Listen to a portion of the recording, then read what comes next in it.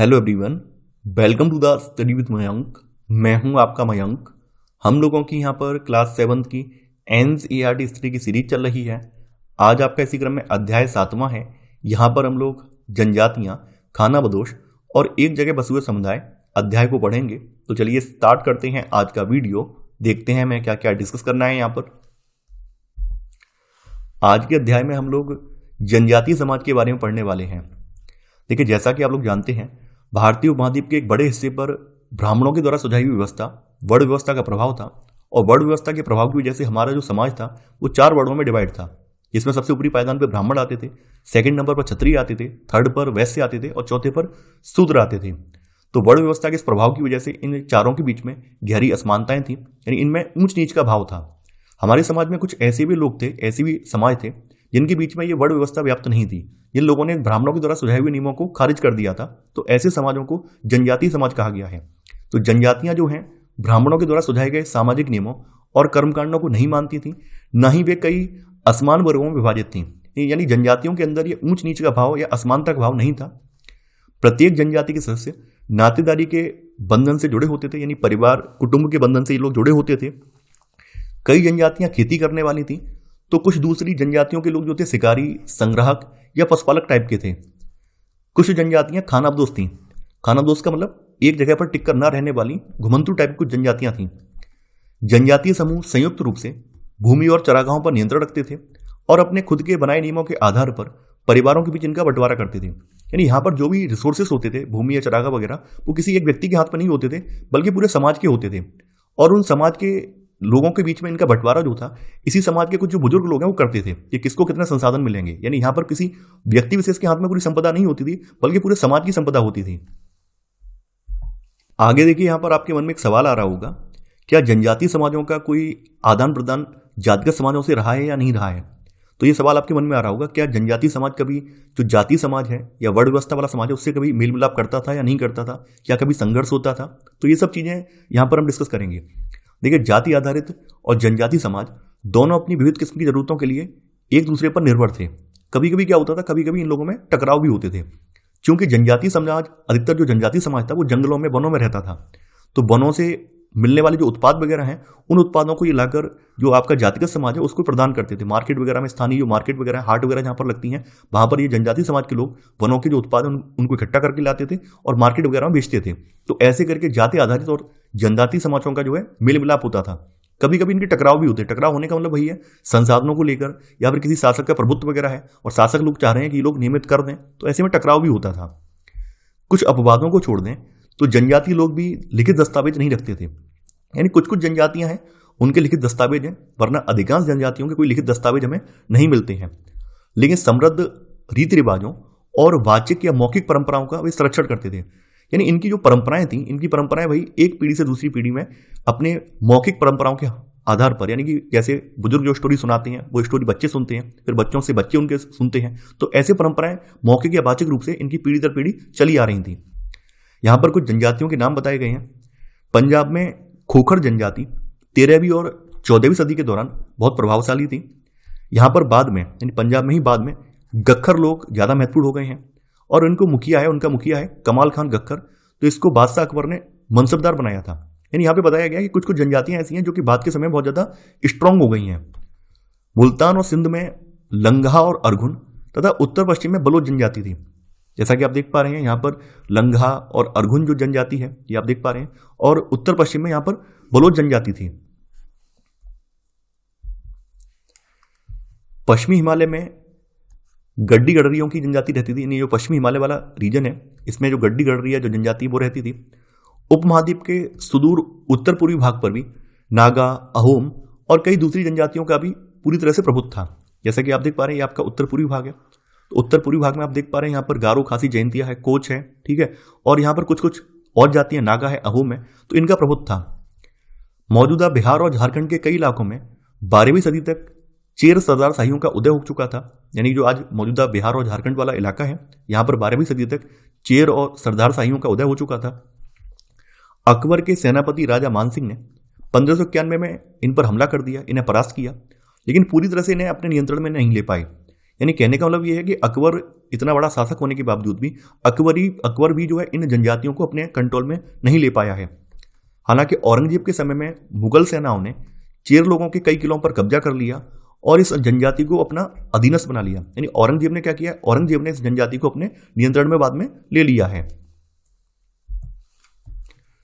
मौजूदा बिहार और झारखंड में रहने वाली महत्वपूर्ण जनजातियों में मुंडा और संथाल भी थे और ये जनजातियां जो है उड़ीसा और बंगाल में भी पाई जाती हैं। कर्नाटक और महाराष्ट्र की पहाड़ियों में कोली, बेराद और कई दूसरी जनजातियों के लोग निवास करते थे।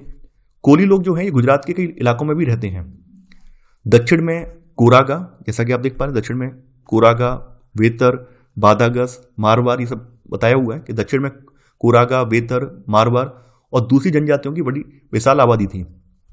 भीलों की बड़ी जनजाति पश्चिमी और मध्य भारत में फैली हुई थी और 16वीं सदी के अंत तक भीलों में से कई लोग जमींदार भी बन चुके थे। यानी भील आबादी जो है पश्चिम इस साइड में और मध्य भारत में यहाँ पर फैली हुई थी और 16वीं सदी तक आते आते इनमें से कई लोग जमींदार भी बन चुके थे।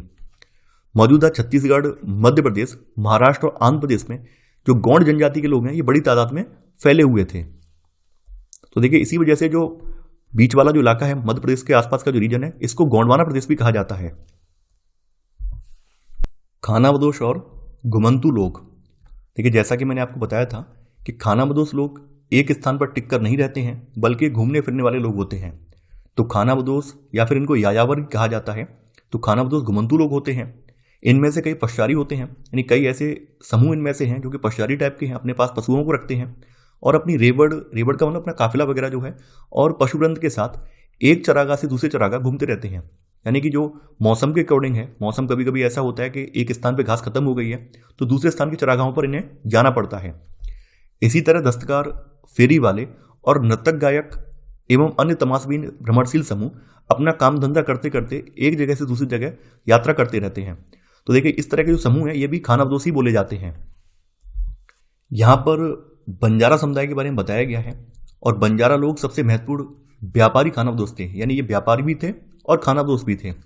इनका जो कारवां था टांडा कहलाता था। सुल्तान अलाउद्दीन खिलजी बंजारों का ही इस्तेमाल नगर के बाजारों तक अनाज की ढुलाई के लिए करते थे। यानी अलाउद्दीन खिलजी जो है बंजारों का ही इस्तेमाल जो है अनाज वगैरह को ढोने के लिए, लाने ले जाने के लिए करते थे। सैन्य अभियानों के दौरान ये मुगल सेना के लिए खाद्यान्नों की ढुलाई का काम करते थे। कभी कभी भिक्षुक लोग भी, कभी भीख मांगने वाले लोग होते हैं, ये भी घुमंतू सौदागर का काम कर लेते हैं। तो ये लोग भी खानाबदोश में आ जाते हैं। बदलता समाज, नई जातियां और श्रेणियां। तो देखिए यहां पर हम लोग देखेंगे कि मध्यकाल के समाज में जो है समाज भी बदला है, नई नई जातियों का उद्भव भी हुआ है, नई नई श्रेणियां भी बनी हैं। उनके बारे में डिस्कस हम यहां पर करेंगे। तो बताया गया है कि जैसे जैसे अर्थव्यवस्था और समाज की जरूरतें बढ़ती गई तो वैसे वैसे वर्णों के भीतर छोटी छोटी जातियां जो हैं उभरने लगी हैं। जैसे एक ही जाति के भीतर जातियों का और विभाजन होने लगा, उपजातियां बनने लगी। तो ये सब काम इस काल में हमें देखने को मिलते हैं। विशेषज्ञता प्राप्त शिल्पियों, सुनार, लोहार, बढ़ई और राजमिस्त्री को भी ब्राह्मणों के द्वारा जातियों के रूप में मान्यता दे दी गई। यानी ये लोग पहले जातियों के रूप में मान्यता नहीं थी, लेकिन इस काल में आके ब्राह्मणों ने इनको जातियों के रूप में मान्यता दे दी है। अब जो है इस समय में यानी मध्यकाल में आते हुए वर्ण की बजाय, जैसे प्राचीन भारत में वर्ण व्यवस्था चलती थी, यहाँ पर वर्ण की बजाय जो है जाति जो है समाज के संगठन का आधार बनी है। अब जो है जाति जो है समाज के संगठन का आधार बन गई है। यहाँ पर एक नोट लिखा हुआ है, वर्तमान तमिलनाडु के तिरुचिरापल्ली ताल्लुक में स्थित उय्याकोंडन उदयार के 12वीं शताब्दी के अभिलेख में ब्राह्मणों की एक सभा के विचार विमर्श का वर्णन मिलता है। और ये जो ब्राह्मणों की सभा है ये वहां के जाति समाज के ऊपर डिस्कशन कर रही है। 11वीं और 12वीं सदी तक आते आते क्षत्रियों के बीच नए राजपूत गोत्रों की ताकत में काफी इजाफा हुआ है। यानी 11वीं और 12वीं सदी तक आते आते जो है कुछ नए समूह भी राजपूतों में शामिल कर लिए गए हैं। वे हूण, चंदेल, चालुक्य और कुछ दूसरी वंश परंपराओं से आते थे। इनमें से कुछ पहले जनजातियों में आते थे, यानी इनमें से कुछ समूह पहले जनजातियों में आते थे और बाद में इनमें से कई कुल राजपूत मान लिए गए हैं। धीरे धीरे ब्राह्मणों के समर्थन से कई जनजातियां जाति व्यवस्था का हिस्सा बन गई हैं। यानी ये वही समय है इस समय में कई जनजातियां भी जाति व्यवस्था का हिस्सा बनने लगी हैं। लेकिन केवल प्रमुख जनजाति परिवार ही शासक वर्ग में शामिल हो पाए हैं। यानी सभी जो जनजातियां, जो जितनी भी जनजातियां जो कि जाति बनी है वो वर्ण व्यवस्था में निचले पायदान पर ही रही हैं। उनमें से कुछ जनजातियां ही हैं जो कि शासक वर्ग में शामिल हो पाई हैं। पंजाब, सिंध और उत्तर पश्चिमी सरहद की प्रभुत्वशाली जनजातियों ने काफी पहले इस्लाम को अपना लिया था और ये जाति व्यवस्था को नकारते रहे। यानी जो आज का उत्तर पश्चिम वाला रीजन है, भारत का उत्तर पश्चिम वाला रीजन है, जहाँ पे पाकिस्तान वगैरह है, तो वहाँ का जो समाज था उसने काफ़ी पहले ही इस्लाम को अपना लिया था। तो इस्लाम को अपनाने की वजह से यहाँ के जो लोग हैं, इन लोगों ने यहाँ की जो वर्ण व्यवस्था थी उसको खारिज कर दिया, यानी यहाँ की जाति व्यवस्था वाले समाज को नकार दिया। गौंड जनजाति, देखिए गौंड लोग जो हैं गोंडवाना नामक विशाल वन प्रदेश में रहते थे। गोंडवाना वाला रीजन आज का जो मध्य प्रदेश और छत्तीसगढ़ वाला जो रीजन है, ये कभी गोंडवाना के नाम से जाना जाता था। ये लोग जो है स्थानांतरित कृषि अर्थात जगह बदल बदल कर खेती करते थे। देखिए स्थानांतरित कृषि में क्या होता है, इसमें जंगल के टुकड़े को आग लगाकर साफ कर दिया जाता है और वहां पर तब तक खेती की जाती है जब तक वहां की मिट्टी में उपजाऊपन बना रहता है। जैसी मिट्टी का उपजाऊपन खत्म हो जाता है या कम हो जाता है, ये लोग नए स्थान पर चले जाते हैं और वहां पर भी यही प्रक्रिया अपनाते हैं। तो इसी वजह से इस खेती की प्रणाली को स्थानांतरित कृषि कहा जाता है। गौंड जनजाति कई छोटे छोटे कुलों में बटी हुई थी और प्रत्येक कुल का अपना राजा या फिर राय होता था। अकबर के शासनकाल के एक इतिहास अकबरनामा में उल्लिखित है कि गढ़कटंगा के गौंड राज्य में करीब 70,000 गांव थे। यानी अकबरनामा में उल्लेख मिलता है कि गढ़कटंगा का जो गौंड राज्य था, यहां पर करीब 70,000 गांव थे। देखिए गौंड राज्य की जो प्रशासनिक व्यवस्था थी ये केंद्रीकृत हो रही थी। राज्य जो था वो गढ़ों में विभाजित था, यानी इनका जो राज्य था गढ़ों में विभाजित था और हर गढ़ किसी खास गौंड कुल के नियंत्रण में था। यानी हर गढ़ पर किसी खास गौंड कुल का नियंत्रण था। गढ़ जो है पुनः 84 गांव की इकाइयों में विभाजित होते थे, जिन्हें 84 कहा जाता था। 84 का उप विभाजन जो है बरहोतों में होता था। बरहोत जो है 12 गांव को मिलाकर बनते थे। यानी कहने का मतलब ये सबसे छोटी इकाई होती थी बरहोत। बरहोत से ऊपर था 84, 84 के ऊपर था गढ़ और गढ़ के ऊपर था राज्य। ब्राह्मण लोगों ने गौंड राजाओं से अनुदान में भूमि प्राप्त की और अधिक प्रभावशाली बन गए। यानी आप समझ सकते हैं जो गौंड शासक थे काफी ज्यादा समृद्ध थे, ये लोग ब्राह्मणों को भी अनुदान दिया करते थे। राजपूतों के रूप में मान्यता प्राप्त करने की चाहत में गढ़कटंगा के गौंड राजा अमनदास ने संग्राम शाह की उपाधि धारण की है। यानी गौंड शासक समय के साथ साथ शक्तिशाली होते गए हैं और इनमें से कुछ लोगों के मन में ये इच्छा आई है कि ये लोग भी राजपूत शासकों में शामिल हों। तो इसी वजह से गौंड राजा अमनदास ने संग्राम शाह की उपाधि धारण की है।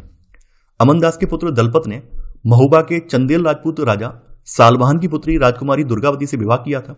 हालांकि दलपत की मृत्यु हो जाती है, तो दलपत की मृत्यु के बाद रानी दुर्गावती ने अपने 5 साल के पुत्र वीर नारायण के नाम पर शासन की कमान संभाली है। 1565 ईस्वी में आसिफ खान के नेतृत्व में मुगल सेनाओं ने गढ़कटंगा पर हमला किया है, जिसका उत्तर जो है रानी दुर्गावती ने अपनी वीरता के साथ दिया है। हालांकि इस लड़ाई में रानी दुर्गावती की हार होती है और वो वीर गति को प्राप्त होती हैं। अब देखिए गढ़कटंगा का राज्य पूरी तरह से वन प्रदेश में स्थित था, इस वजह से यहाँ पर हाथी वगैरह बहुत ज्यादा थे। तो गढ़कटंगा राज्य ने हाथियों को पकड़ने और दूसरे राज्यों में उनका निर्यात करने के व्यापार में काफी ज्यादा धन कमाया था। जब मुगलों ने गोंडों को हराया है तो उन्होंने राज्य का एक भाग अपने कब्जे में ले लिया और शेष जो है वीर नारायण के चाचा चंद्रप्रसाद को दे दिया है। ये बात भी यहां बताई गई है। इसके बाद है अहोम जनजाति। अहोम लोग जो हैं मौजूदा म्यांमार से आकर 13वीं सदी में ब्रह्मपुत्र घाटी में आके बसे थे। जैसा कि आप देख पा रहे हैं, ये पूरा ब्रह्मपुत्र घाटी है। यहाँ पर ये 13वीं शताब्दी में आकर म्यांमार से ये लोग आकर बसे हैं। उन्होंने भुइयां का मतलब भूस्वामी लोगों की पुरानी राजनीतिक व्यवस्था का दमन किया है और एक नए राज्य की स्थापना की है। 16वीं सदी के दौरान उन्होंने चुटियों और कोच हाजो इनके राज्यों को भी अपने राज्य में मिला लिया है। इसके अलावा कुछ अन्य छोटे छोटे राज्य उनको भी अपने राज्य में विलय कर लिया है। अहोमों ने 1530 के दशक में ही आग्नेय अस्त्रों का इस्तेमाल किया। यानी अहोमों ने उत्तर पूर्व भारत में 1530 के दशक में ही आग्नेय अस्त्र यानी वही गोला बारूद तोप वगैरह का इस्तेमाल किया है। 1660 तक आते आते वे उच्च स्तरीय बारूद और तोपों का निर्माण करने में सक्षम हो गए थे। 1662 में मीर जुमला के नेतृत्व में मुगलों ने अहोम राज्य पर हमला किया है, जिसमें अहोम लोगों की पराजय हुई है। हालांकि मुगलों का अहोमों पर नियंत्रण लंबे समय तक नहीं रह पाया है। अहोम राज्य बेगार पर निर्भर था। बेगार का मतलब है ऐसा श्रम जिसके लिए कोई भुगतान नहीं किया जाए, उसे बेगार कहते हैं। और जिन लोगों से जबरन काम लिया जाता था उन्हें पाइक कहा जाता था।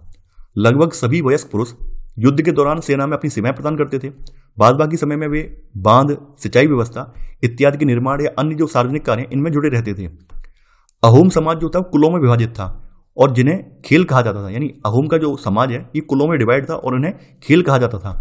एक खेल के नियंत्रण में प्राय कई गांव होते थे।